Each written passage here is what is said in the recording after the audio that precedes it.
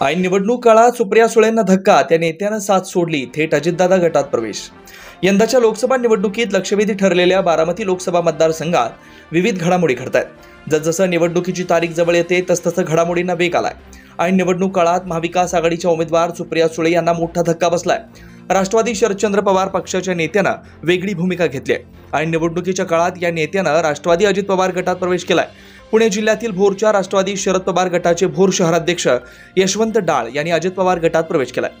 सुप्रिया सुळेंना धक्का, पुण्यातील भोरच्या स्थानिक नेत्यानं अजित पवार गटात जाण्याचा निर्णय घेतलाय। राष्ट्रवादी शरद पवार गटाचे भोर शहराध्यक्ष यशवंत डाळ यांनी सुप्रिया सुळे यांची साथ सोडली आहे। सुप्रिया सुळे यांची साथ सोडत पुण्यात यशवंत डाळ यांनी अजित पवार यांच्या उपस्थितीत राष्ट्रवादी अजित पवार गटात प्रवेश केलाय।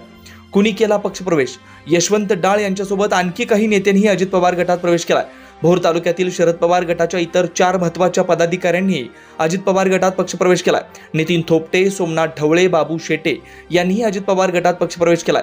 या पक्षप्रवेशावेळी अजित पवार यांच्यासोबत शिवसेनेचे नेते विजय शिवतारे उपस्थित होते।